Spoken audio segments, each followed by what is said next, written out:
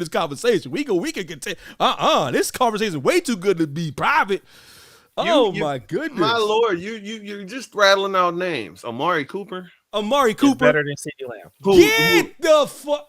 Chef. Come on, bro. That Cleveland, man. CeeDee Lamb emerged last year. He emerged, daddy. Tell him.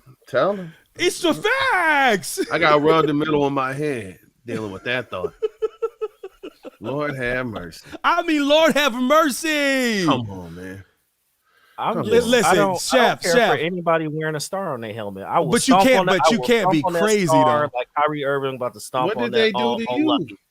Chef. What did they do to you? 135 receptions, 1,749 yards, 12 touchdowns. I'll tell you what they did to me. When the Browns left in 1995, I became a 49ers fan. That's what happened. So are you a 49ers fan? God, no, but I hate Dallas. Okay. You can hate Dallas and say CD's that dude. Dallas is my AEW.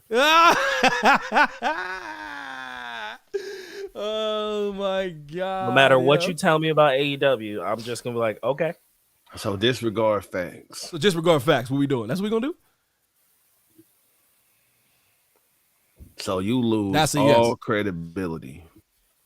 I came in with no credibility, Daddy. Okay. But I can't, we could talk wrestling, but we can't have you, because wrestling, you could say whatever. You could truly, because whose opinion is better? CeeDee Lamb is an objective number one talent in the National Football League. Come on. Well, calling him a talent and a legit number one is two different things. He is a legitimate number one receiver. Are you serious? So Anthony Edwards isn't a legitimate top 10 shooting guard in this league. Yo, CeeDee Lamb had a monster season last year. What do you mean? Yes. That's okay. Two different.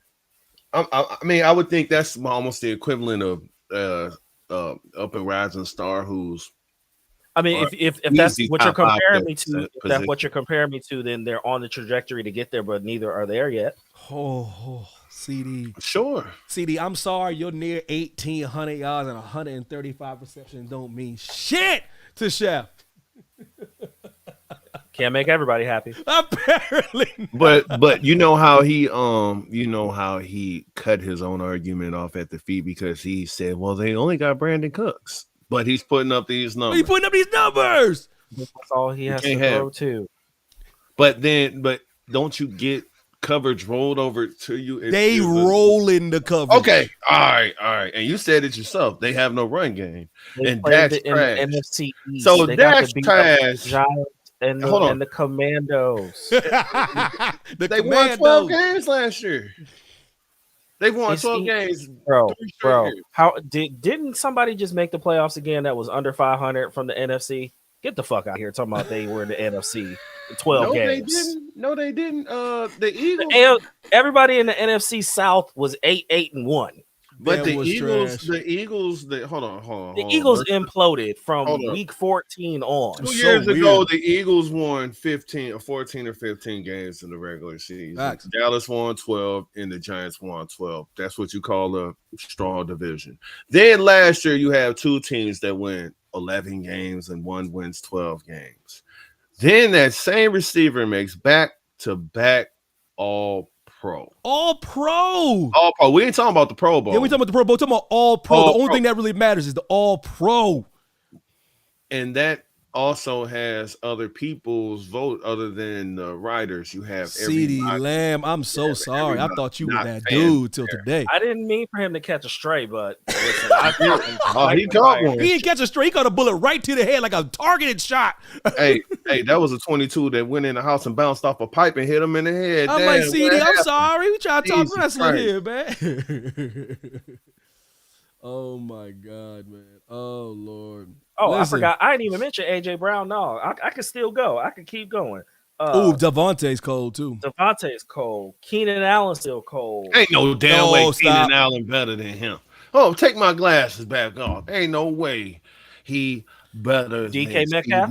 No, hell no way. Don't raise back like DK Metcalf? They went to the playoffs one time and lost. DK Metcalf, get the fuck. He's 6'4", 240. Still can't do what he do. CeeDee Lamb, better route runner, better hands, faster. Oh, DJ Moore, better.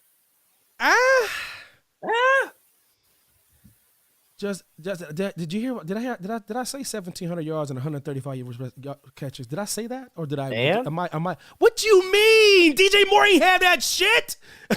I rack up calories and close my rings every day. That don't mean oh, he said he closing. He closing the rings though.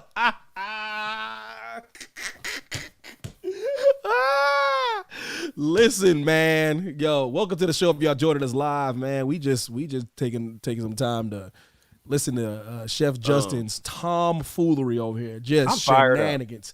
Just shenanigans. Coming in wearing his front runner's football shirt, snatching up my second favorite player in the world, putting him on a team, stacking him up like you need to stack him up. Why the hell get your grubby hands off Kylian Mbappe? Evan, we better treat him like a drunk driver. Cut that car off, take the keys from him, because that take was trash. Oh, no, but listen, we can do this fantasy league, and I can run y'all off the field if that's what y'all want to do. Oh, we definitely doing a fantasy league this year for sure.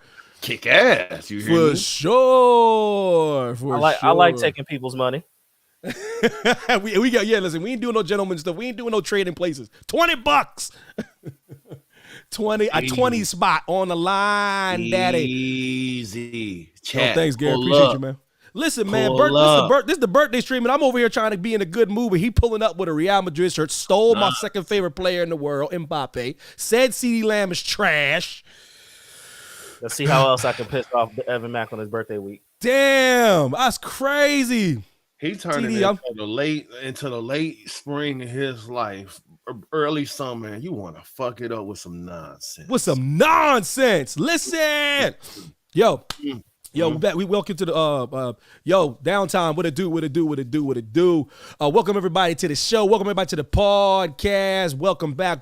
Gather around, hear ye.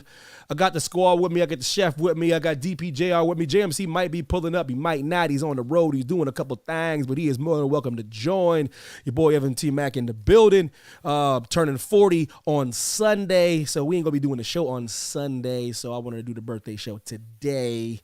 And a lot of things to get to, a lot of things to address, a lot of things going on. Will 5 Stud, what up, boy? The pressure on Mbappe is going to be insane this upcoming season. You're out of your mind. That young man's going to score a whole bunch of goals. There is you gotta understand Kylian Mbappe has zero pressure. Did you see what the young man did in his first World Cup? Do you see what the young man did in the second World Cup? Do you see what this kid's gonna do in the Euros? I can assure you there is no pressure on Kylian Mbappe. The French phenom is gonna be just fine. Could you see how they space the Real Madrid? There's too many things they can do. There's too many players they have to that you have to address. Kylian Mbappe is gonna have more space than he's ever had in his entire career. And he's going to score his career goals, and they will be in Spain. With Luka Modric feeding them dimes. Ooh, and listen, you deep when you got Luka coming off the bench. Lord have mercy. That Croatian, he should have been retired. I don't know what he on, man. I don't know what they drinking or what they smoking over in Croatia, but I got to get up on that Luka Modric. Yo, happy birthday, Gary. I appreciate your Disney beams. What it good. Yeah. What it do. Oh, yeah. It's Drew McIntyre's birthday. Since he listens to the podcast. Listen. Big Drew. Yeah, happy birthday to the Scotsman. Yo, listen, let me sidebar. Let's sidebar since everybody we talking about DM Hunk. Yo, he's gonna run it back at Clash of the Castle. Last time he was at Clash of the Castle, he was going against the Tribal Chief, Mr. Slow Bop himself, Roman Reigns. The time I thought if Roman was gonna lose, that should have been the person to beat him at that moment in that building. I think it would have been shock value. I think Roman wouldn't have lost stock. I think it would have been a good moment. Now he gets a chance to go against Damian Priest. Surely, gentlemen, they're not going to have him lose twice, are they? What do you think? What say you? DPJR. I'm very, they wouldn't dare, would they? I think they might be leaning towards having DM Hunk lose because of CM Punk. That's what it's looking like. And I mean, why would you have Drew McIntyre go over Damian Priest, then have him turn around and lose the title to the Ring and a half? at SummerSlam. It doesn't make any sense. Not to mention, we already figured out on this formula, thanks to the birthday man himself, they don't like to do heel versus heel. Tried and true formula. How can you extrapolate the situation and pull Drew McIntyre out of there? You bring in CM Jackass. I'm just playing CM Punk. Then you could that'll bring that SummerSlam match between DM Hunt and CM Punk, and then you could clear the way for Damian Priest versus the Ring and then you can start that movement because there's a certain person, a certain somebody thinks gonna be a king of the Money in the Bank or something like that. I don't know. Yeats or something. I don't know. Yeet. You can set up that match, a world title match. You know what I mean? Then they're gonna try to keep even further push Damian Priest's face, and so that's why I don't think that Drew McIntyre is gonna win. He should win. He should get, but it's not really a moment though, so he shouldn't win. It's not like he's a baby face, and they're gonna shower with praise. I hear you. It's not really something that you can build forth once you get to the States. And how soon are you going to drop that title off of Drew McIntyre? You just legitimately gave him the title and took it away in a night. Not even a night. 5 minutes. So, what do you think, Chef? I'm conflicted because I was championing for Damian Priest to get a title, right? So I don't know how I feel about him being a 2-month champ. Like, yes, you should pull the trigger with him in his home country.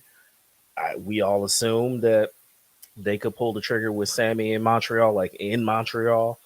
You know, I don't know. Like, it's not a good feeling for me to be like, is this where they're? I mean, he's got a lot going for him, so I don't know why you would pull the belt off Priest. But like you said, if Drew loses, it's got to be because of CM Punk. He should win, but if he doesn't win, it has to be because of Phil. Like, there's no other real way to go about that. To take something else away from him where he loses focus one more time or whatever, takes his eyes off the road, and, you know, he swerves a little bit, loses focus, and loses the match. Because that's the tried and true way to keep the rivalry going, right? To keep the build, to get it to August, because that's still 2 months from now. So that's the next evolution of the story. If Drew wins, that would kill a lot of momentum for more than just the two people in the match, in my opinion. So I'm hoping that either way it's going to be a banger, right? So at that point, you just hope that they don't overthink this. You know what I mean? Yeah, well, I agree. Go ahead, D. Oh, I'm sorry, I mean to cut you off, but good. The main story of it all is Drew McIntyre losing focus off everything, and that's another reason why I think CM Punk's the guy to cost him, because it furthers the story down the road of Drew McIntyre can't focus on the task at hand. He always has you got a wandering eye, brother. That's what he does when it comes to the title. He's always focused on something else. It's like he's cockeyed, so he needs to pay attention and look forward. Look straight, Drew. Don't deter. Don't let that music, that riff happen and you let him cost the title. But that's most likely what's gonna happen because they've been building towards that. Yeah. Yo, shout out to Eric Clark. Disney Beam says, it would be boring and repetitive to do this, though, and why is it so ridiculous to think Drew would pin Gunther? He's pending before Survivor Series 2019. That was a different time, though, Disney, for real. He's on another level right now. Plus, why does Gunther have to win every single title in WWE on his first try? He's been a champion in WWE pretty much his entire career. Let him go out with that title for once. That's fair. Ralph, what up? Salute to you as well, brother. Eric Clark says CM Punk Drew at SummerSlam. Yeah, no, we know that's happening. No, Eric, I'm just trying to figure out the path, and to everybody's point, I don't think Drew, put it like this, I know Drew and CM Punk don't need a title to be compelling. You know, we know that they've been building this quite well. Drew McIntyre's been doing the Lord's work for a man that has to compete and cut promos. With all due respect, CM Punk has not carried his share because he can't move, truly. You know what I mean? So it's really impressive to see what Drew McIntyre is doing. It's pretty much set. We know it's going to be Drew McIntyre, CM Punk, but I'm trying to just map out the path.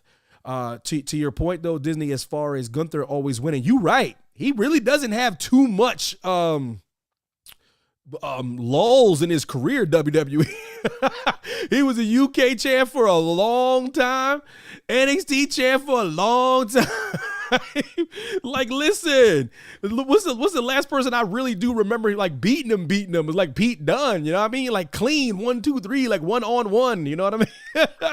Like triple threats don't really even count because that's the variable. Like you're right. Unfortunately, the first time that man gets a title opportunity, the big title, he is not losing. He just ain't. Unless it's Dwayne Johnson. He ain't losing, man. The Ring General is going to win the WWE title. It's all about when, not if, and that scares me to death that I don't think Drew McIntyre might not get another taste. He might not get another taste. And that's bothering me a great deal, actually.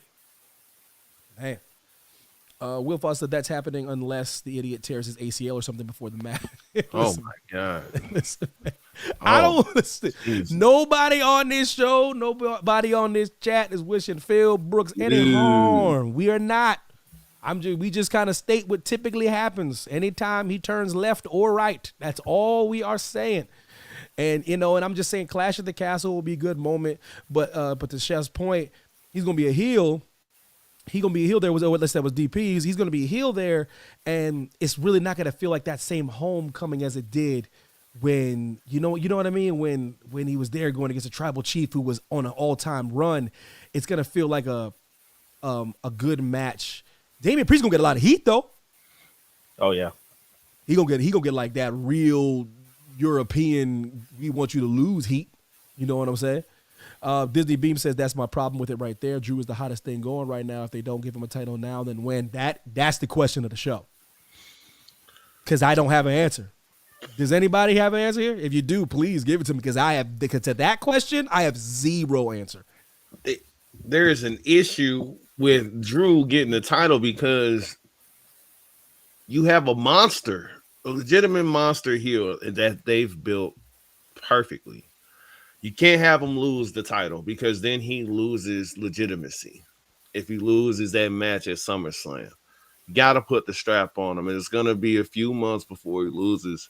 But if you look back in time with Evolution, with Triple H, he was a monster heel, things like that. It'll be okay for them to put the title on him and ride the wave of the Ring and around. And then you can build up Jey Uso to the point, especially if he's gonna win Money in the Yeet or Yeet in the Bank. I don't know what the hell he calling it these days, but hey, you could build him up and then he could take the title and then you got your moment for Jey Uso. But they're listening and going to trademark that Yeet in the Bank. Write it down. Go ahead, watch it. You watch what's gonna happen. Watch. Yo, but listen, but for us, listen, it's crazy that because we talk about what we always talk about what could Jay do to convince us he can be that guy. Money in the Bank is always the ultimate device. It's the ultimate device. All you gotta do is catch somebody slipping long enough, grab a briefcase, and then cash in on somebody at a later date. So that's the only time I could ever see Jay winning the title. But what about this, fellas? Would it bother you though? Drew McIntyre wins the title at Clash and then loses the CM Punk at SummerSlam, loses it in like 2 months? I mean, I guess not, but what's the point of putting the title on him? Just to give him another quick reign? Well, Punk's a babyface, and that's better for Gunther, I suppose. I mean, yeah, but so they're gonna do hot potato with the title? Then it really doesn't make any sense because then Drew's got to win, Punk has to win at the next pay-per-view, and then Drew costs Punk the title at SummerSlam, and then when do you have the blow-off? Survivor Series? I got you. I agree. The problem is it's hard to know what the standard is going to be after Roman for title reigns because Roman was the champ for so long, and everyone who's had the title, except for when they have to give it away for injury or if they're actually hurt. So like Seth being hurt, Rhea getting hurt. For the most part, all these champions, including Logan Paul, don't really drop the title very often. So there hasn't been hot potato titles for quite a while with the major titles. So why start now? I don't know. It doesn't make sense to me either, but I don't see any other way for that to happen.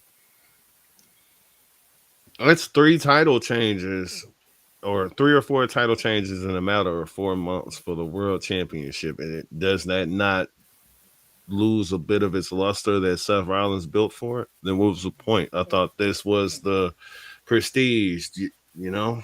So yeah, that's what's so interesting about this is the debate is the hot potato versus the long reign. It's all about, it's a rule of thumb and it's a thought process based on each fan. And I hear different thoughts from different fans on what they prefer. You know what I mean? Do you prefer long title reigns or do you not mind title changes depending on who they are?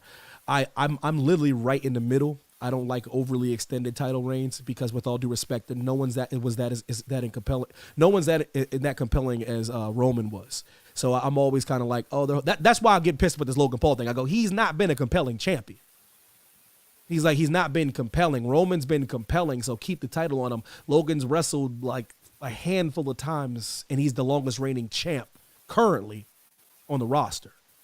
You know what I mean? So that's what I mean. So like, I'm not trying to get the title of Damian Priest, because quite frankly, I don't know when he'll ever win it again. I mean, ever.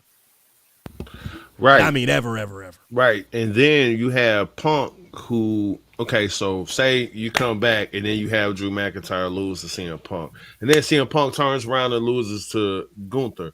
I mean, you're taking away any momentum Punk has, and he's already a major asset because, ladies and gentlemen, here's a spoiler alert. Drew's gonna lose the Punk. It just is what it ain't is. Even close. He's losing clean too. Clean as a whistle. The question is, do you want it to happen early or later? Yep. And most likely it's gotta happen at SummerSlam, because what other marquee match is there at this point in time? Because Rock isn't back anytime soon. There, you got people praying up to Jesus that Roman's coming back. Praying to God. He ain't. Y'all, hey, take your hands apart. Because they over here pray like, please come back and do the line. Please come back. You got them teasing it, talking about, we got him right where we want him. Uh-huh. Who is we? Who in the hell is we, and when we gonna find out? They want the Tribal Chief back so bad. Horribly bad, but Tribal Chief getting paid out in the shade, doing what he wanted to do. I might do a movie. I might be at the crib with the fam. I might do whatever I want to do. And he said, at the haters, some sucker MCs that didn't believe in him, I don't need you. He took off. That man took off on the first jet. First jet out of town. On his private jet. Go ahead, Ro. I see you, baby boy. Get the frequent flyer miles, man. Listen. But he put a suit on for that movie, though. I ain't listen. Yeah, you damn. Listen, damn it. I don't give a shit. He probably came to the set with the sweatshirt. They're like, hey, talk. Go to wardrobe. You know better. He's like, nah, this kind of really goes with my brand. They're like, we don't give a shit. Hey man, Michael Jordan, what the hell are you doing too? Real quick. Oh, they pulled the Bloodline 12. Come on, man. They said if you don't bring your ass to work, we taking away them shoes. He said take them away then. I like the disappointment. Take them away then. I'll come back when I wanna. Listen, Disney Beeves, Punk can't even pick Drew's big ass up for the GTS. He can, babe. He can. Drew literally had to eliminate himself in the Royal Rumble. Yeah, because he blew out his tricep. Listen. He can pick him up. And I hate to break it to you there, Toots. He is going to pick him up. And he going to hit him with the GTS and the 1 and the 2 and a 3, unfortunately. And I'm going to be like, I'm going to come on this show talking my shit. Even though we already know it's going to happen, I'm still going to come here talking shit. Because I'm still going to be acting like I'm surprised, even though I'm not going to be surprised. Because I'm still hopeful that Drew McIntyre gets a trilogy and he wins one of the matches, maybe. But I don't see it happening at all. Phil Brooks is not coming back to WWE to take too many L's. He's just not. He's just not, man. But I'm not sure that he knows that as you get older, the injuries are happening more frequently, and the fact he was already injury prone leading up to this year. So hopefully he can get through this match. Wow. Listen. Let's go. Positivity, Phil. Positivity. Prayers for your ass. How about that? Listen, man. Like, so MJF came back. He came back sooner than I thought he was coming back. Now, with that being said, he still ain't moved yet. So this, with all due respect, he still could be licking some wounds up until June 29th up in Belmont Park, New York. But Maxwell Jacob Friedman came back. Now, me personally, now listen, I demand a certain quality of superstar when they tout themselves to be as such. I don't want you to come back and do the same stuff you did before when you left. I don't want you to always take low-hanging fruit. I don't always want you to take the easy way out. I will give you $5 if you can go a whole promo without mentioning World Wrestling Entertainment. There are so many things that I will prefer this young man, and he is a young man, to not do. And he did it all. He came out looking like Triple H. And it's a nod, it's an homage. No, you're copying. You're copying.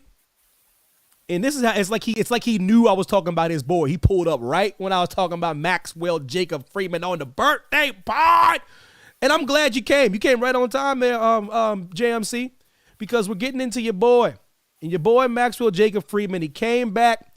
He cut a promo that I particularly didn't like. He said a bunch of things. Then he went to Sports Illustrated and said he's already a Hall of Famer. And that's when I gasped. That's when I clutched my pearls.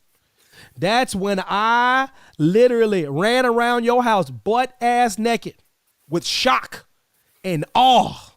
And I was perplexed that this man, there is no way this man said he's already a Hall of Famer. There's no way. We have a large black man running around naked in his neighborhood. All the authorities right now. Was it a work? Was it a shoot? I don't give a shit. He said it. So with that being said, Maxwell Jacob Friedman is coming back. Are you excited? Are you happy? What say you? I guess he's going against Roosh. I don't know what's happening. You tell me what's going on, Jay. That's your guy. You mess with the bull, you get the heart. Roosh. Shut up, man. Your name is Rush. So I don't know what's been said. I apologize for my tardiness.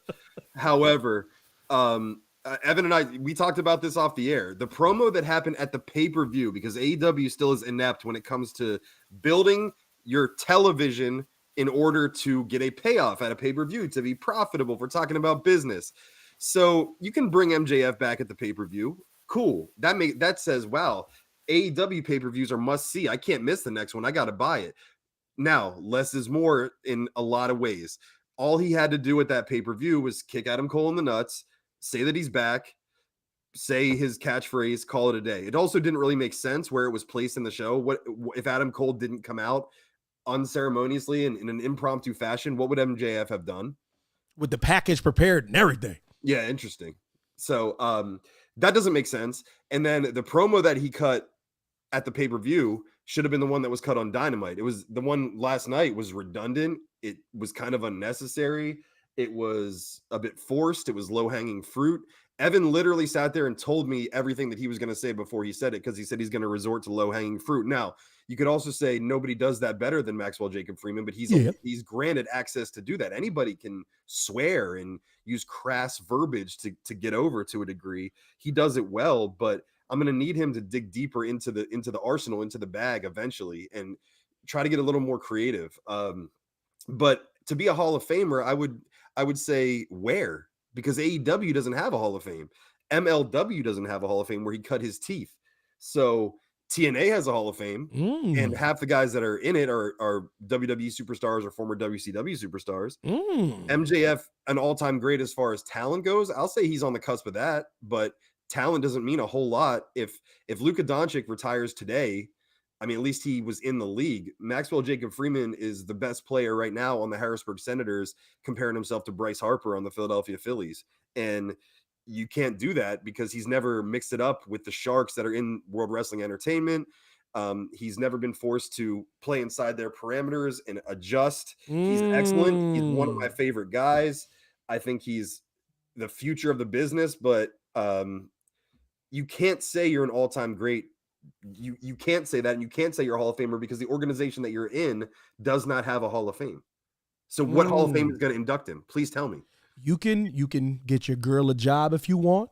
Mm-hmm. You can get an easily cover-upable tattoo if you want. You could come out here and tell Sports Illustrated a whole bunch of things. And I'm fine with you. And like I said, you're not really betting on yourself because that's the second biggest company in the world and there's a lot of money there. So you're not really betting on yourself. Betting on yourself is leaving all those companies and starting from scratch. That's kind of betting on yourself. But so like, I'm not going to pat you on the back for getting millions of dollars. What? Also, by the way, and we talked about that too.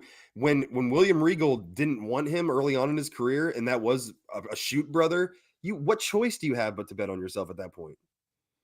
So, I mean, unless you're going to go into the realm of obscurity, hey, everyone out there that wants to do something great, you're going to have to bet on yourself. Like, I don't care if you're working at the bank. I don't care if you're a chef. I don't care if you do what the hell I do. You're betting on yourself unless you want to live under an overpass. Like I bet on myself. I hope so.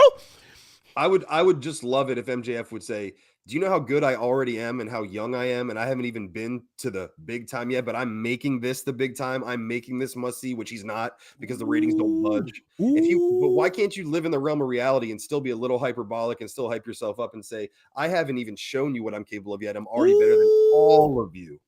And that's what I thought. That's what I thought he was. I'm gonna keep it real with you. Like I was in real life. Yeah. I'm not gonna think everything's a work. When I seen that article and I seen what he said on Sports Illustrated, I go, "Oh, this young man, I think he really thinks." Oh, okay. I was like, okay. Now I gotta really now I gotta judge him at a higher degree of difficulty. If you already think you've arrived, now I gotta judge you a little bit harsher. Well, now I gotta be like, hold on, now there, Cal Poke. I agree with that, and I'm talking a lot because I just got here trying to make up for lost time. But I know I never met MJF. I know probably 12 people that know him well and came up in Creative Pro with him. Shout out to Steve.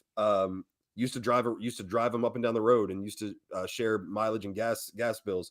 And he's like, dude, he's one of the most humble, nicest kids ever. So to your point, that's what I always thought too. In the back of his mind, does he remember all those days? But now Sports Illustrated isn't a dirt sheet, guys. So that's exactly. That's a little bizarre to me because when you were cutting your teeth and you're still coming up, you have to be like when The Rock first turned in from Rocky Johnson or Rocky Maivia to The Rock, he had to be cocky to make an impression. But MJF is past that point where he's established his character. Now you do need to be a little bit more humble, or it's very hard to digest that. So, yeah, I think he put his foot in his mouth quite a bit in that Sports Illustrated article, and now he's a little too taken with himself. And by the way, like, when did he do anything redeemable to be a babyface? He's still fully a heel, but no one gave him the memo. So I guess it's okay because it's AEW, but it's a very bizarre thing. I love the kid. I think he's super talented. I do think he's one of the best in the industry, but the guys he named last night, including Cody Rhodes, I don't even know that he's not better than Cody Rhodes. He's not better than Roman Reigns. Is he better than LA Knight? Is he better than Miz? To me, he is. No, that's my bar. My bar for MJF, he better stop mentioning these all-timers. The bar for Maxwell Jacob Friedman is The Miz. I'm telling you, it's The Miz. Because The Miz does everything MJF does, but PG. They work the same. They damn near talk the same, but Miz has accomplished 10 times more. He is a double Grand Slam champion in World Wrestling Entertainment at the highest level, to me, in the hardest era. Mm-hmm. And still there. Don't ever compare yourself to these all-timers. Your bar, young man, is The Miz, and I'm not so sure you're better than him. I'm not so sure. Promo for promo in a program, a storyline with The Miz. Do you really think, who do you really put money on if you're in Vegas to take that? For real. Do you really go with the young gun, or do you think Miz would dig something even deeper and bury that kid? That's the question. But I want to hear from our requisite AEW expert, Chef Justin. So, in my opinion, when I look at MJF, I see a guy trying to be the likable heel. So I see him trying to be a B-rate Stone Cold, right? Or even what Drew's doing now. Like Drew's a pseudo heel, but he's getting cheered because of his one-liners and how quick he is to shut people down and blow people up. So he's attempting to be the rebel or whatever he considers his character. But like I agree with Jancy, like he's still technically a heel. Like he's not a babyface. And even though he was doing the best friends thing with Adam Cole and getting the cheap pop for the basic clotheslines and leg drops and whatever else they were doing, like I don't know. He's not a Hall of Famer. He's not. I agree with what you just said, Evan. Like the bar is the Miz, and I don't think he's better than the Miz. I don't think he's better than pretty much every champion in WWE. And Logan Paul's already like putting himself on a level. He ain't better than Logan Paul. He ain't better. Logan Paul's already established himself as that next guy. So MJF needs to evolve, in my opinion. It feels very one note. It looks predictable just for me on the outside looking at it. Yes, so sir.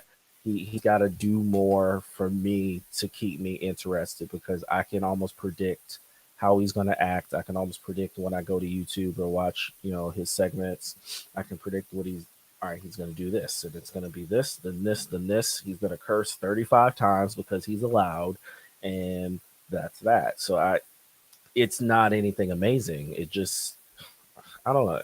He's not and he's not bad. Like it's there, but he's got to take it, and maybe he thinks he can try to carry everybody, and that's why he stayed, and he feels like he can, carry the whole brand, if you will, and maybe he can. But the way he's doing it's almost like he's going through the motions. Like he knows what works, and that's what he's going to do. There you go. It works. There you go. Well, you could say that he is carrying the brand, but when Cody was sort of a big swinging dick in AEW, and they had 1,400,000 viewers, and they had that's almost double what they have now. So you could argue it'd be lower if MJF wasn't there, but the company is going the wrong direction. So there is no metric where it says that MJF is even a draw. Now, I think he's super, super talented. He is. But like Chef just said, I mean, yeah, you can, okay, even if you are the flag bearer of that promotion, what does that actually mean? And by the way, just in case, hablo español un poquito, pero last night he said, chinga tu madre. If anybody doesn't know what that means fuck your mother. That's what he said to Roosh. Yeah. I heard the unedited version on YouTube. I'm like, okay. Now, why on earth would you say that? Now, DP, I'm gonna kick it to you, brother. And this is my thing about the young man that does it bothers me when it comes to professional wrestling is, like I said, you could say everything you guys are saying, everything we're saying. There's no way this is opinion. We're watching it. It's playing out. This is what it is. This is how. And then Will Fostud, who understands that vernacular, said yes, he did. He certainly did. And I'm like, he surely did say that. And this is my thing. My advice to the young man. I know he thinks he knows all about wrestling, but I'm older than him. I'm watching longer than him. He don't go come in there and bury all the people that have been cooking for the past 4 months. Don't come in here and bury Will Ospreay, and don't come in here and bury Swerve and what they've been doing. They literally have been holding it down while your ass has been on the shelf. Second injury in a year and a half, by the way. So I don't like that. If you're good, don't bury what they've done. You can do a shoot thingy, but don't bury what they've been doing, because they've been holding up the company the best they can because your narrow ass can't get in the ring. So I told you, I don't know what you think this is, bro. You're not Piper. You're not Pillman. I don't know what you think you're doing here, but a company that's 5 years old, you can't be burying the champ. You can't be burying Will Ospreay, who's better than you, bro. He is, man. He's better. He's better because he's there. You ain't wrestled yet. Will Ospreay flying on red eyes to England and back and getting in the ring. You can't talk about him. And getting better at promos. Oh, man. Come on, man. DP, go ahead, man. That's wild. Let me start off by saying something nice because, it's been a little bit negative. And I might get negative, but let me start off with a little bit. First of all, let me stop you there. I was positively negative in my point. Positively negative, right. damn it. You damn right. Hey, two negatives make a positive, right? You know what I'm saying? It's math, daddy. But here, he has improved his in-ring work tremendously. He's a hell of a worker. I personally think he has one of the dopest entrance music of all time. Agreed. He wears Burberry, that's pretty cool. I like. Does he? He don't anymore now. He did. And there's a little stripe on the back, apparently he likes wolves, which is kind of cool. But how is he the wolf? Sorry. I don't know. He's the because he's not fucking leaving. That part. What the hell is he talking about? The lone wolf? What? He didn't even say lone wolf, did he? He said, "I'm the wolf of wrestling." I'm dead. That's what I am. But it's a shame. It's a shame that AEW media can't even get it right because they're gonna call him the lone wolf, and that dude's Baron Corbin. And MJF got to correct him. I mean, make them look like assholes on social media. Y'all, hey, look, I do a good job running your social media. Just let me know. But anyway, I have a few questions since, I'm just trying to figure out what are the qualifications for all-time greatness. Number one, what viewers is he bringing in? I don't think he's bringing a single.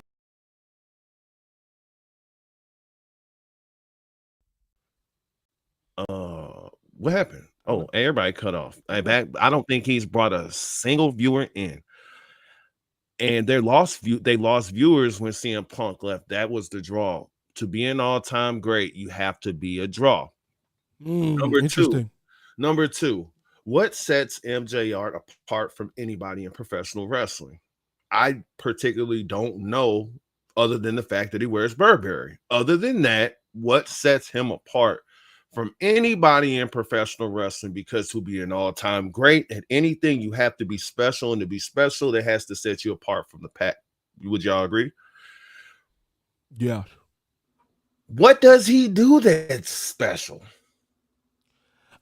Listen, I think he's I like the way he cuts his promos. He doesn't. I ain't asking if you like, Daddy. I want to hear what you love. You know what I'm saying? And his delivery is incredible, and he never stammers. He never stutters. His delivery is better than a lot of people all time. His work is super solid. He's good at everything, great at a few things.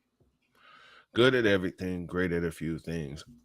That rivalry with CM Punk was special. That's something that I can say that was special. He went to a level at that point in time because there was somebody that he didn't have to build that was already at a particular level that he was able to work up to. And that's what showed that he could get to that level. Another question, how many all-time greats has he beaten? And there goes my argument right there. So Evan Mack's criteria for all-time great is your dance partners.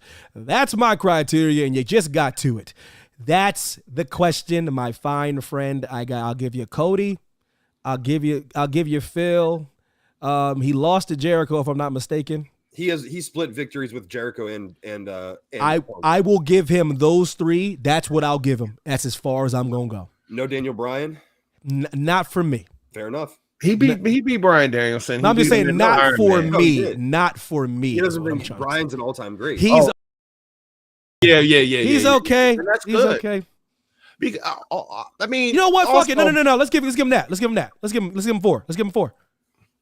All right. So we got Danielson. We got I already forgot. We got Punk. We got Kenny Omega. If you want to consider Kenny Omega, that's not a pro. They didn't do a whole program. And I can't give Kenny because the same rule applies for Kenny. Kenny has to face the all-time greats. I'm sorry, Kenny. I love you, bro. I need you to face these dope dudes over at the E. I can't. Cody Rhodes and Jericho. Cody Rhodes, Jericho, Daniel Bryan, CM Punk. That's the best I can do. But man. the whole Punk program, which is the best program AEW's ever done, was all WWE callback shit in his promo, which was incredible, and he smoked Phil. But that's without any WWE lineage that Punk had. There is no program because that's all he talked about. Which brings me to my next question. Who has he built? There it goes. Another criteria of all-time greatness. I got the answer. We don't believe you. You need more people. Bars. Well, the late great Jay-Z. There you go. Here's another bar. They built Wardlow and he cut him off at the knees. They had an opportunity regardless, there was an opportunity and he shit on him at that point in time. He did, and he went backstage and he went to other reporters on the dirt sheets and he shit on Wardlow, and they cut away any momentum that he had. And if they would have rode that momentum, they could have had maybe a Goldberg like run with him and could have brought viewers, because what attracts viewers is people that fuck shit up. But how you gonna believe you're gonna fuck shit up if he can't beat this dude after all this shit that he did to him? He did, but it was awful. They cut him off, then he went away. And so who was he really built? Those your last two criteria to me is the essence of all-time greatness. Got one more. Who have you built up? Who have you built up? Who have you faced? Such a big, so big, bro, when it comes to being all-time. If you say Austin, Lord Jesus, where does the list stop? And I think this question is really what separates you from being good, great, and all-time great. How has he changed the business? Ooh, and that to me is the level, because there's good, just like you said, there's great, and then there's all-time great. And think about this. All of those things are positives. It's all about what you view yourself as. Greatness is amazing. If somebody said I was good at wrestling, I'd be fine with that. If someone said I was great at wrestling, I'd be fine with that. All-time great, you do have to transcend the business. You do. Mm-hmm. You do. And for some reason, that young man was kind of alluding to that he kind of has already. And that is preposterous. Extravagantly asinine. Like, and what's the cutoff? Like, are we talking all-time great? If you ask me, all-time great, that's top 20. Brother, that's top 20 all time. Everybody can't be no damn all-time great. No, and that should be fair. Top 20. And that's being kind. It really should be top 10. And that's tough. That's tough, though. I know it's tough, but we talking all time. Like, that's why we mean all time. That's all time. Who's on your top 10? And then people are going to be like, well, I didn't make your top 10, because that's what makes them feel like they ain't all time. If you miss any cutoff, you go to 15, maybe 20's being kind. Real talk, because that means you might as well throw in everybody. Let's go 25, let's go to 30, and then everybody gets in. This ain't no participation. Listen, there's certain people that set themselves apart. You got Stone Cold Steve Austin. That's all-time great shit. No question. Dwayne "The Rock" Johnson, all-time great shit. John Cena, all-time great shit. Ric Flair, all-time great shit. Randy Orton, all-time great shit. What are you doing to put yourself in the same conversation as those individuals? And I just wanted to name a few, because there's plenty more who I can go to. Ooh, that was boy. To your point. I get he's young. Listen, he's young, and like my daddy always so much, so long you can say somebody's young. So right now he's young, so he has a chance to improve. I just wish I wouldn't have read that thing. I wish I'd have never came across that thing. Seriously. That kind of frustrates me. He can't believe that. He just no way. God damn, I want to interview this kid. There's just no way. If he really believes that, we have to have a serious conversation. He has a long way to go. I need that dude for once to cut a promo that's not the same promo. Just one time. He did that just one time, which was like the most transcendent thing he ever did, when he talked about the kids in high school or middle school hitting him with throwing quarters at him, and that I liked. I loved it. It showed a different side, so we know he's capable. But that if to be an all-time great, that's like a weekly or bi-weekly thing, or in your Other than that, he's been pretty much the same MJF with shoot style, low-hanging fruit promos, which I usually like from him. But he's only done that a few times where he actually flipped the script and did something totally out of left field. So you're right about that. Now I'll ask you guys, can someone be an all-time great if they never go to WWE? Not to me. Not to me either. And here goes the thing. And I'm gonna actually change that argument very soon because my all-time greats are done soon. Because with all due respect to WWE, the new crop of people coming up, they don't excite me like these old guard do. So I'm gonna change that argument. So currently, right now, to consider yourself an all-time great, you have to face the all-time greatest. You do. Well, and not only that, if you look at the American Nightmare as the example right now, right? He failed the first time. He made something of himself, built himself up elsewhere. Yep. Then helped start AEW. Yep. Then came back. So if we talk about like someone who can now be an all-time great, you have to do what he did or something close to that to even be considered an all-time great without already being in the E and do what Randy did or do what Roman did or do what many of these other guys have done. Like if you don't kill it on the indies and come kill it in a small brand and then go big and cash in, I can't really count you as an all-time great. I can't. I'm telling you, Cody Rhodes now. There are people in sports who can be, some of the greatest at their sport, but they're not Hall of Famers. Yep. And that's what it is for me. Like Cody Rhodes left, did all that stuff, came back and beat Roman Reigns at WrestleMania 40. Stop playing with me, man. I don't give a shit what you do on the indies. Are you kidding me? WrestleMania 40, the greatest run I've ever seen in my lifetime is Roman Reigns' run. And he beat him flat on that damn mat. 1, 2, 3 in front of the world. After they unprecedentedly wrestled twice in 2 nights. And now if that's not all, if MJF doesn't realize how far he has to go. And people can say what they want about Cody being boring now. Everybody in there paid a ticket to see that story finish. Not everybody. Every single, I was there. That's the only match people talked about. Who's number 1 in merch still? Cody. So he's not that boring, guys. So what I'm trying to say is, to the question is, Jay, you like currently now, as long as my all-timers are still there, as long as Cena still got 1 match left in him, AJ Styles is there, Randy's still there, as long as some of these guys are still there, Roman, as long as I consider these guys are still there, you have to face them. But there's going to come a time where I'm going to be like, oh, it's going to be an even playing field. AEW and WWE, it's going to taper off. I'm telling you, because these guys that I love, they're retiring.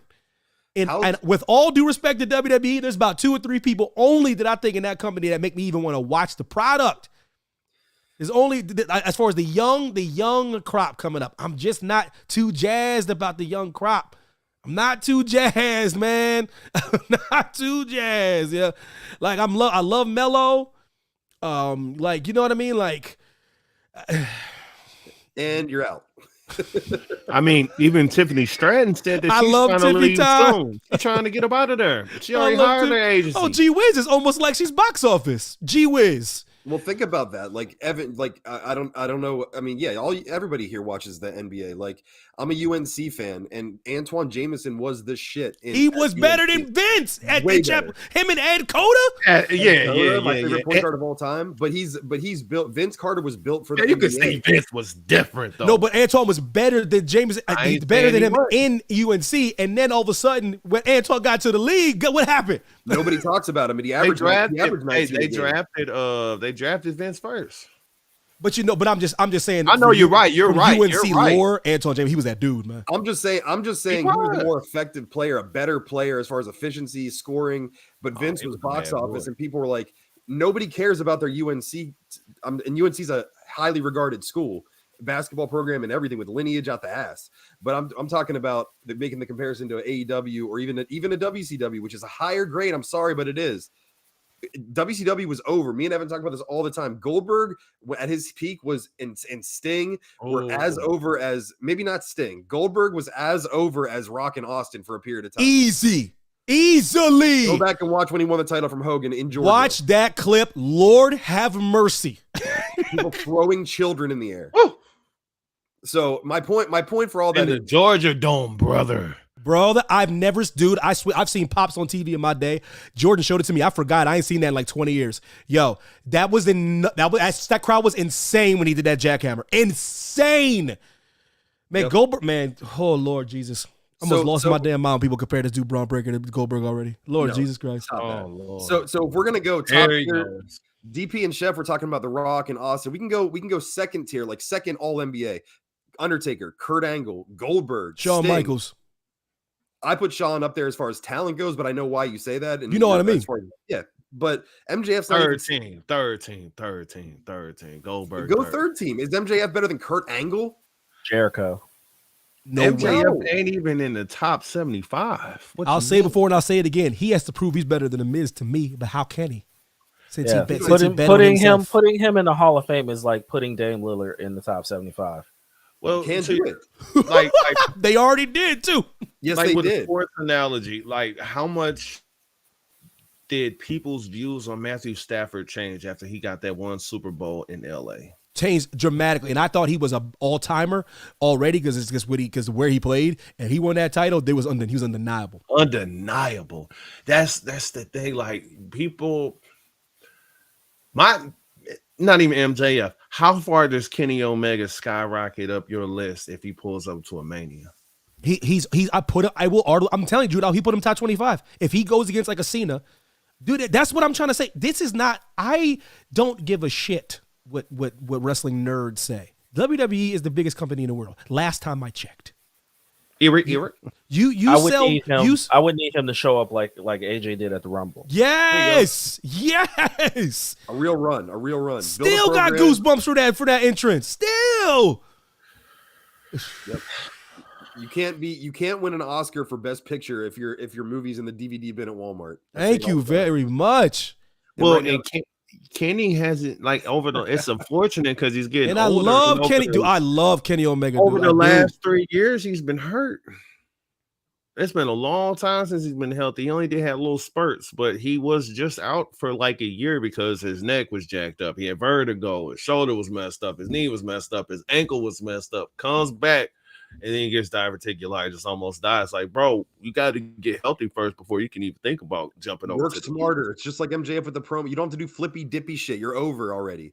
And then he comes back and do that blood and guts, and he's taking hip tosses on the bed of nails. Like, come on, man. Nasty work. And then the bed of nails bounced up and cut his ass because he didn't shred it. You shredded him. Because if you land on the bed of nails, it's going to hurt, but it ain't going to poke you if you land the right way. That thing bounced up. It cut the shit out of us. I said, you better than me. We the baby squabbling in that bitch right then and there. Teach your man how to squabble. Oh, God. And by the way, MJF and Tony Storm are my two favorite wrestlers right now in the world because Roman Reigns is inactive, and they're both in AEW, but I'm realistic.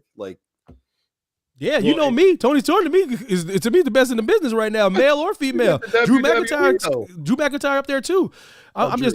Drew. Sorry. Big Drew. You know, like there's a few guys. Seth Rollins on the shelf, so I'm not too jazzed about this product. How? What y'all mean? Don't forget about I don't get enough of Gunther. They're all about to be 40 though, and WWE doesn't like 40-year-olds for some reason. Oh, they love Tama Tonga. Even though all their top talent is 40 up, 40 and up. And this panel is about to be 40 all over the place. So yeah. Hold up, Daddy. Yeah. I got a couple summers before that happens. Yeah, whatever. Yeah, listen, you got gray hair. You got kids. Them gray hair's coming. Yeah. Me gray hair. This shit's thinning up top a little bit too. These kids are stressful sometimes. Damn. And I got 3 of them. Hey, real quick, shout out my nephew. He graduated high school. Shout out, Mazel Tov. Listen, I just watched the Vice documentary, the first part. Apparently, it's a 3-parter. The Who Killed WCW. Unfortunately, Dwayne Johnson's on this, and I go, I'm right here with you, baby. Hey, Dwayne. I know you're The Rock and stuff like that. You can produce things and not be on the camera. Hey, I ain't gonna take no great one slander on this show. What the hell is what in the shit are he really can't, Chef? He really can't help himself. What the shit are you doing on here? You weren't there. It's like he likes to hearing his own voice, right? Listen, this dude is an ego maniac.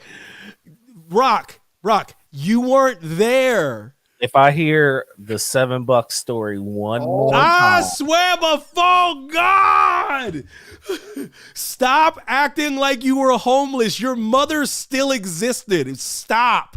At the end of the day, you could have took your Samoan ass to your mom's house. Shut up.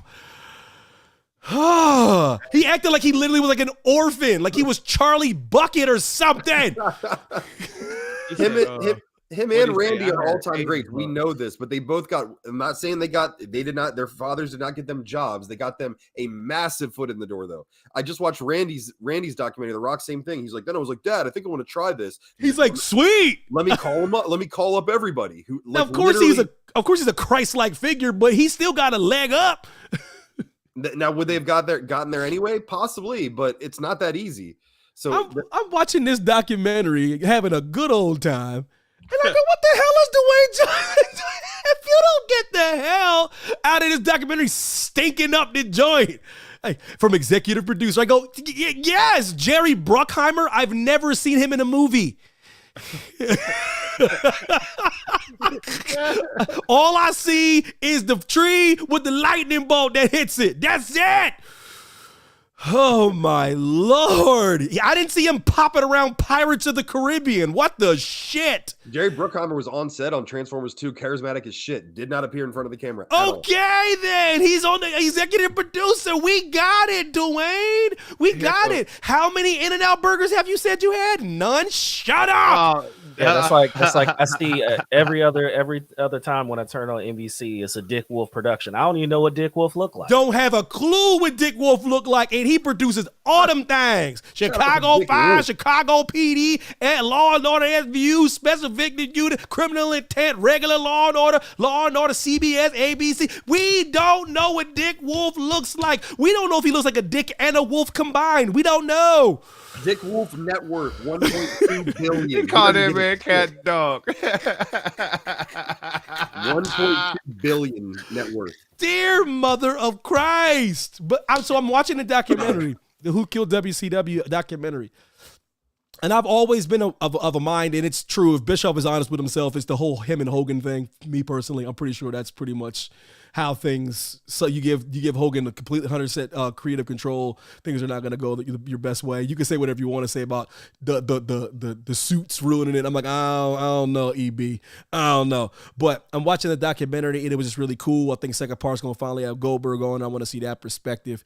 But you're watching some of these people give their thoughts on the kind of the inception and how things started going. But I don't know if you guys saw it or anything like that, but what are your thoughts, Chef, on just that whole time in the kind of the run, just kind of going back down that memory lane? So I didn't watch it, but just thinking about what happened back then, I vividly remember the Bischoff versus Russo years, and I was just like, this can't be good for the business. Like, even if this is fake, this looks terrible. Like the back and forth, and it was like wrestlers taking sides and the storylines were going a certain way and you could tell that it was like they weren't sure who was in charge, and they made it look like it was for show, but it clearly, as we learned later on, was real.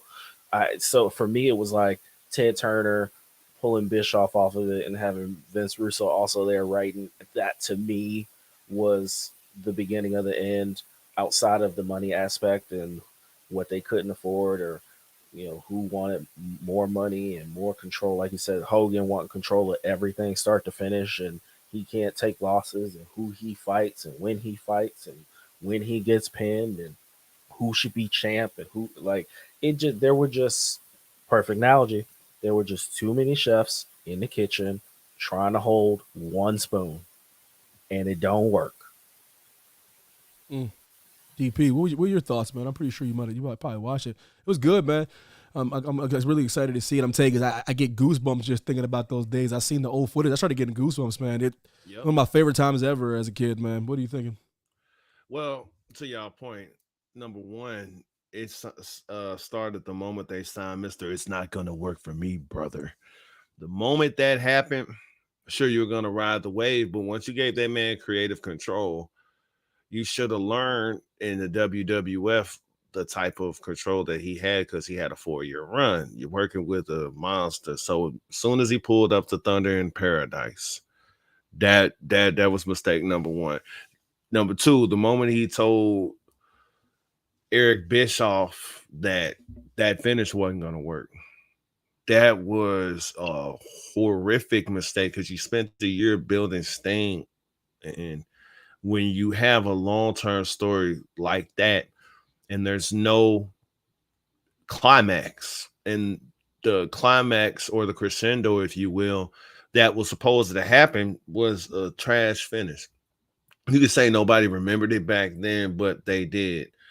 And it was a good episode, but you didn't learn anything. If you watch the Monday Night Wars, if you know anything about WCW, they just told everybody what everybody already knew up until that point. We all know about Starrcade 97. We all know that Hogan had creative control. We all know that Eric Bischoff threw his name in the hat. We all know that he was the president, that the outsiders pulled up, which was cool when that happened. It's just, I'm ready for episode number 2, where you could hear, okay, this is the rise of Goldberg. This is how I overcame Hogan and his "It's Not Going to Work for Me, brother." How did you overcome that? How were you able to get a grasp on WCW? And how was that like? And what was a time when you had Goldberg. It's crazy to think that they had Steve Austin underneath the roof and they just couldn't see it. Hell, Vince couldn't even see it. But Just imagine if that glass would have been broke in WCW. Just the type of shit. But none of it would have mattered, because Hogan had creative control. You're right. Even if that was Stone Cold Steve Austin, it wouldn't have mattered. It would have mattered. The Rock, it wouldn't have mattered. But if you go down, if like a butterfly effect, imagine they don't sign Hogan and then they go with the youth, then they keep Paul Levesque, you keep Steve Austin. Rocky Johnson and his relationship with Vince never gets better because of what he did when he went over to Saudi Arabia, and they bring him to WCW, and Dusty Rhodes sees something in Dwayne Rock Johnson. It's crazy, because then they could have had the rise to the top, especially with a billionaire like Ted Turner back in the company, but they started losing money. Once you lose money and the one person you have turns their back on you, your ass is grass. When it's interesting, because like he was the best and worst thing that happened to the company, because they don't get that boost without his credibility and who he was and his cachet and his clout. But even all-time greats like him still need creative. It's just how it is. As great as you can be, you still need somebody to rein you in and tell you what works, and book a certain way. And I believe creative is very, very important. And WCW had so much great talent. And I do believe you feel like you're indebted to a person like Hogan, and you're going to give him what he wants. And that was part of his contract. And what are you going to do? Go back on your word? You can't do that. And what you do, and you hope that Hogan does right by the company. If he's not going to do right by the company, and he's going to mess up finishes, and he's going to do certain things, then things are going to go under. But I always look upon that stuff fondly. That's part of the reasons why I don't like knowing some of the stories, because those times to me were just always great. And think about how great those times were, despite how messed up things were backstage. That's how you know it was just a great time, Jay. I mean, I don't think any of us are here. I don't think any of these podcasts that exist and thrive today are around without that Attitude Era or the NWO era in WCW. To your point, I mean, and you know, when I stepped away for a second, so I don't know if it was said, if Sting was the backup plan to join the NWO, and you all know, without the Connecticut influence, the New York influence of the WWE guys, Hall, Nash, Hogan being the icing on the cake and the final third member, the NWO does not hit with Sting as the leader. It just doesn't. And we all know, like, Hogan's charisma, how tan he was, that the black beard just looked cool. So great. It looked so diverse from what it was. And Hogan had this even when he would say weird ass shit in his promos, like he had some innate charisma that I still can't figure out. That just made coming out with that Hendrix, man. That's what's crazy, man. Playing the belt. I mean, come on, dude. I still do this to this day to everyone. Like, and everybody knows what you're doing. Oozing swag, daddy.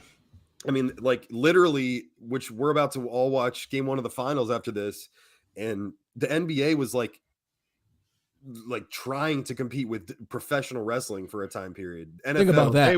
They had wrestlers in WCW. Karl Malone and Rodman was trying to get up in there and throw some punches and do the old collar and elbow daddy. Yeah. And that's catch can. I still will argue this, and the only like famous wrestler that agrees with me is Tommy Dreamer, because I talked to him about it. But he said that if you consider Tommy Dreamer famous, but man, tell Tommy Dreamer to pull up. Then I'll text him. I said I think more people pull up Dreamer. I said when you want to talk about streaming services, internet, when you want to talk about live attendance, you want to talk about I think more people consume professional wrestling today than even the Attitude Era. More people on a regular basis. Yeah, if you're counting the numbers, on the streaming.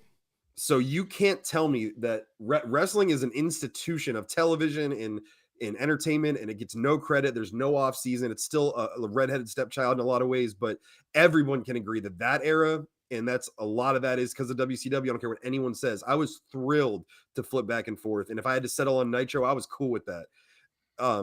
During that time period, they had the wrestler, they had the probably better wrestling during that time with the luchadors and the cruiserweights. They had main event talent. It was a different presentation. And that's why I think when AEW talks about being an alternative, if they present themselves a little grittier, but you can't be so gritty that it's sloppy.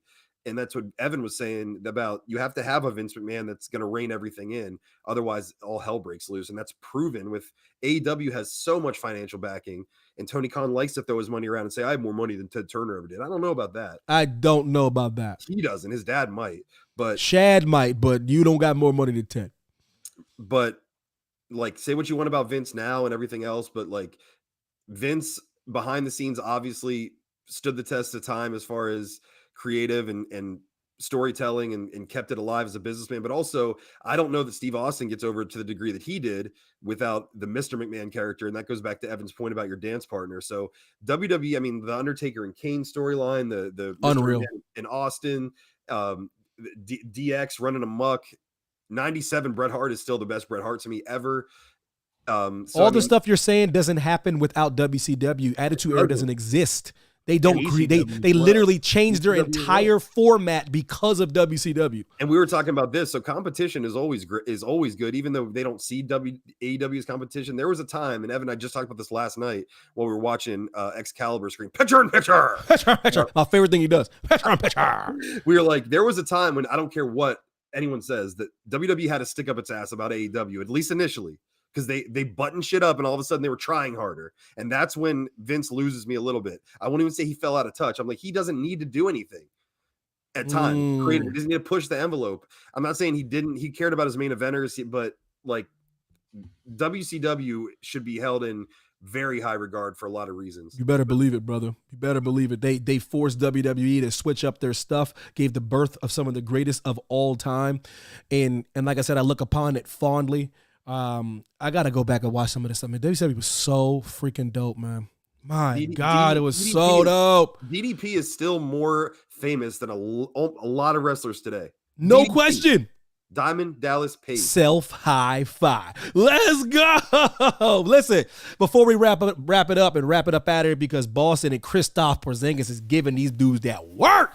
Boy, that boy Christoph is giving them that work, daddy. Unstable creatures. Yo, listen. Christoph Porzingis. I said it when the season started. If he stays healthy, they win it all, daddy. Hold it together, Christoph. Listen, I got Mavs in 6, Kyrie and Luka. Put them together. Listen. Put them together. Listen, before we get up out of here, listen, Liv Morgan is doing something. Everybody getting all hot under the collar. Chef getting all hot under the collar. DPJR getting all hot under the collar. Yeah, every time Liv move, y'all over here blowing up the timeline talking about Liv Morgan. Yeah, you, Chef, I know you up in there. Yeah, you said something about Liv. What? Excuse me. With all due respect, I've been on the Liv Morgan bandwagon for 2 years, despite all of y'all haters out here saying she can't wrestle. So what? So now, what does she do? She gives you the character work. She giving you the story. I have listened. The jealous girl angle who wants revenge. Liv Morgan is beautiful. She's spectacular. She is a sweetheart. She is an angel. I just was underwhelmed. That's all I'm gonna say. She's only like 4'10". My fault. She eat her Wheaties. Listen, I'm on board. She is doing great character work, driving this wedge between the Judgment Day. Dom looks confused. She's killing. No, she's killing it. She's killing it. I brought this. I'm closing the show out, trying to give flowers, trying to give a bouquet. My bad. I cut you off. Is it roses? I was trying to give. Tulips? I was gonna give her a couple tulips and a couple chrysanthemums. My bad. I got this. I got defensive. I'm sorry. And I know I was gonna throw some baby's breath up in there. Oh, like. Somebody's going to the goddamn. You know when you throw the baby's breath up in there, you taking her seriously. I'm trying to give. What we doing? It sounds like you pulled up. I'm trying to give Miss Liv Morgan her due that she's doing good work in the industry. You know what I'm trying to say? I like what she's doing. I like how it's going. You got it because she's doing the Lord's work while mommy's on the shelf. While mommy's on the shelf, licking her wounds in the chamber like Goku, in the chamber like Kakarot. Here comes another stray. What she's doing right now is better than Becky Lynch doing the same promos, holding the belt up. No question. Yep. No question. Not even close. Can't even compare it. Not even close. And she's also keeping Dom relevant. Ooh, big facts. Like collaterally keeping him relevant. Sure. Will 5 said, is it wrong to say she's carrying him under that Raw? You damn right it's wrong to say. Pump the brakes, Will 5. Damn it, Will 5 stud.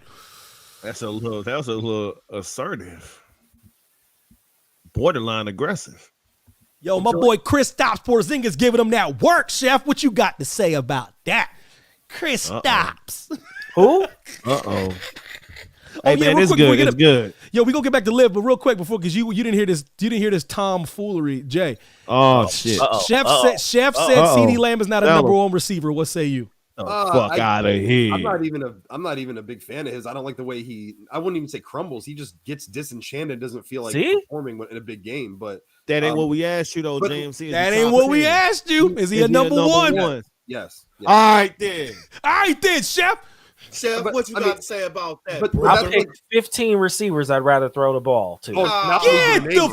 15. Holy shit. I don't like CeeDee Lamb, but I mean that's like the same argument with the quarterbacks. Like if you're not going to give money to just Kirk Cousins, he got his money now. But who are you going to give it to? If you have 15 active receivers, I'd love to hear him. He said, is Amari Cooper better than CeeDee Lamb to you? All time? Just right now. Today. Who would I rather have? Yeah. Who's better? Oh, see, I'm actually an Amari Cooper guy. Oh my God. We're split.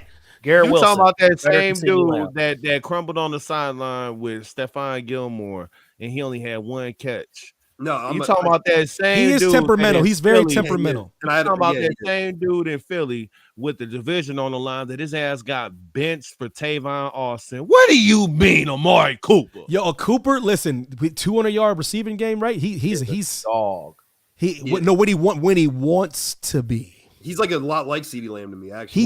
He's moody. He's moody. But no, I said Mike Evans. Yes. I said AJ Brown. No way. AJ Brown, no. No way. Oh.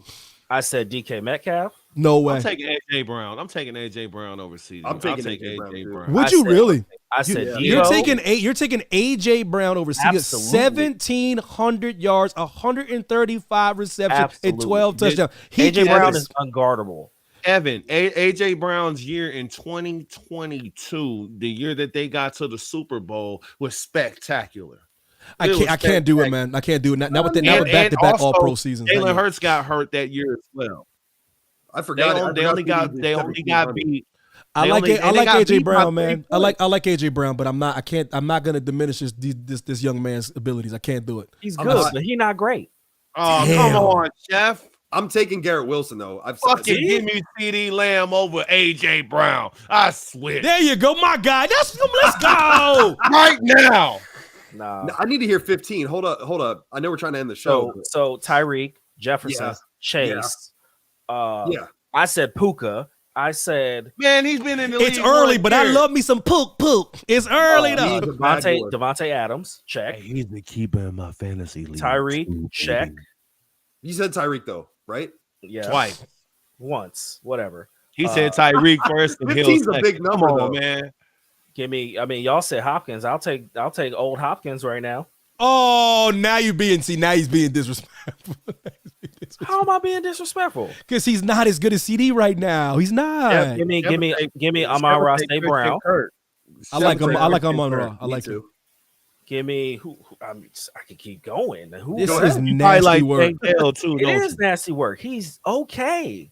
He's the only receiver. He went from really good to okay. What's next? He's ass. Come on, Chef. Say with your test now. Yo, what were his stats in the Dallas playoff game that they lost? I know I'm not a one-game guy, but receiver is a dependent position, and if you're every position in football is dependent. I hate that argument too. Every position, but you're dependent on the quarterback. But quarterback's dependent on everybody.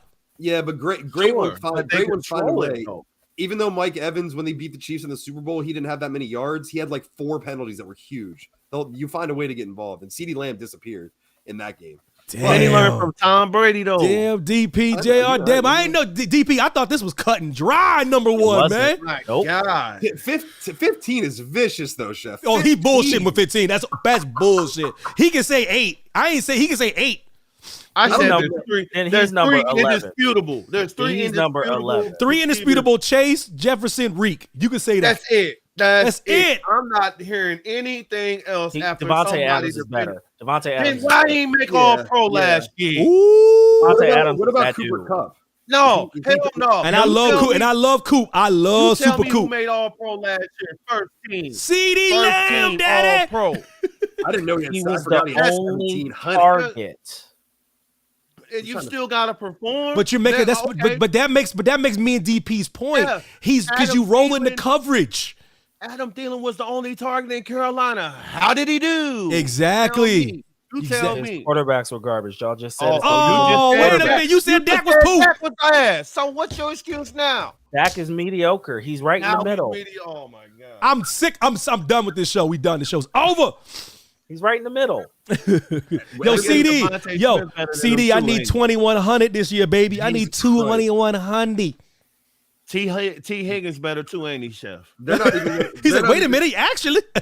They're not even going to be the best team in Texas this year because the Texans got something. Oh, CJ Stroud's like, listen, if you don't think I'm pulling up. They changed the uniforms and everything. Yo, CJ Stroud is the heat. You will talk about him, y'all taking the heat off the Cowboys because once them expectations go down, they surprise people. Keep that shit hot. Keep the lights bright.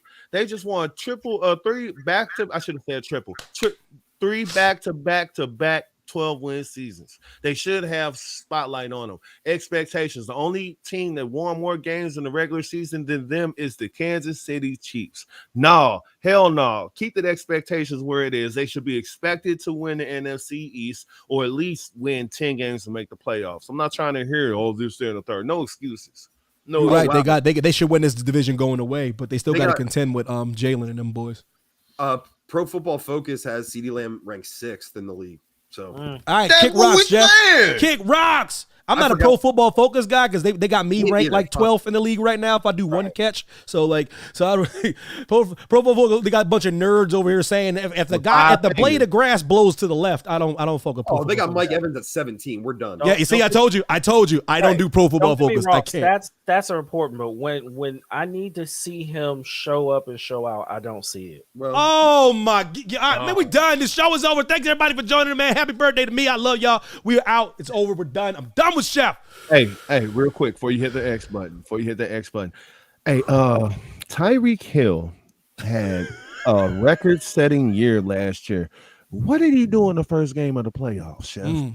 Poo-poo. I guess he's ass too. He's won a Super Bowl though. No, with Pat, the great one, with Patty Cake Mahomes. Don't bring that up because Disney black man himself.